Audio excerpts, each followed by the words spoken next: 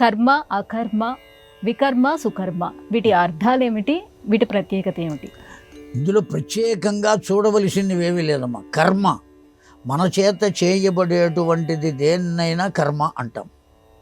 అకర్మ అసలు ఏమీ చెయ్యకుండా ఉండటం, ఆలోచన లేకుండా ఉండటం అకర్మ. వికర్మ విపరీతమైనటువంటి కర్మలు చేయటం.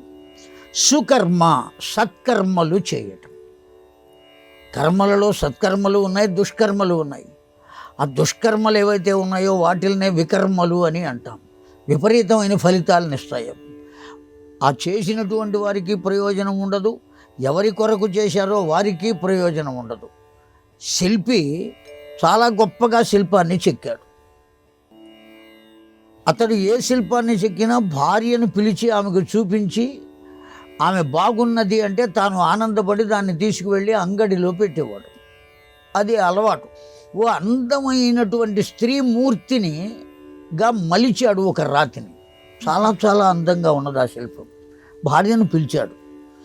నేను చూశాను, చాలా అందంగా కనపడుతోంది, కానీ ఏదో చిన్న లోపం ఉన్నట్టుగా అనిపిస్తోంది నాకు, నువ్వు చూసి చెప్పు అంటే ఆవిడ చూసి చిరునవ్వు నవ్వి ముక్కు పుడక లేదండి అన్నాడు. మొత్తం అంతా బాగుండదు, ముక్కు పుడక లేదు అని. ఇంతే కదా అన్నాడు. సుత్తి ఉలి తీసుకున్నాడు, నెమ్మదిగా కూర్చున్నాడు. ఈ లోపల నుంచి ఆవిడ ఏదో మాట చెప్పింది. ఆ మాట వినపడక వినాలి అనే తపంతో ఈ చేత్తో వేసి ఆ సుత్తి దెబ్బ కొంచెం బలంగా తగిలింది. బలంగా తగిలేటప్పటికి ఏమైపోయింది, ఇంత భాగం వరకు ఆ ముక్కు మొత్తం ఊడి అవతల పడింది. ఇప్పుడు ఆ శిల్పం మొత్తం ఎందుకైనా ఉపయోగపడుతుందా? ముక్కు పుడక లేకపోయినా ఆ శిల్పం ఉపయోగపడుతుంది, కొద్దో గొప్ప. ఎవరికో కావలసిన వాడు తీసుకుంటాడు, కొంత విలువ చెల్లిస్తాడు. కానీ ఇప్పుడు ఏం జరిగిందంటే వికర్మ జరిగింది, విపరీతమైన ఫలితం. దానివల్ల ఆ శిల్పం చెక్కిన వాడికి ఉపయోగం లేదు, శిల్పాన్ని చెక్కవయ్యా అని చెప్పిన వాడికి ప్రయోజనం లేకుండా పోయింది. ఇది వికర్మ. కర్మ అంటే మనం చేసేవన్నీ. అకర్మ అంటే అసలు ఏమీ చేయకుండా ఉండటం. వాడు కేవలం నిద్ర కూడా ఓ కర్మే అని అనుకుంటే అసలు వాడు అది కూడా చెయ్యడు. అటువంటి వాడెవడైతే ఉంటాడో వాడిని అకర్మకుడు అనాలి. ఏమీ చేయటానికి ఇష్టపడ్డవాడు, అలా కూర్చుని ఉంటాడు అంతే. పెడితే తింటాడు, లేకపోతే లేదు, అజగర న్యాయం. అది అకర్మ.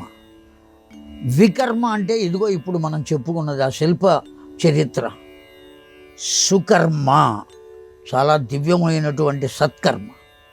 కేవలం తనకు మాత్రమే కాక లోకానికి కూడా ఉపయోగపడేటువంటి కర్మ ఏదైతే ఉన్నదో దాన్ని సుకర్మ అని అంటారు. కేవలం తన కొరకు మాత్రమే చేసుకుంటే అది కర్మ, లోకానికి కూడా ఉపయోగపడేట్టు చేస్తే అది సుకర్మ అని చెప్పబడుతుంది. కనుక ఈ నాలుగింటికి చాలా చాలా తేడా ఉన్నది. ఈ 4 కర్మల యొక్క భావంలోనూ తేడా ఉంది.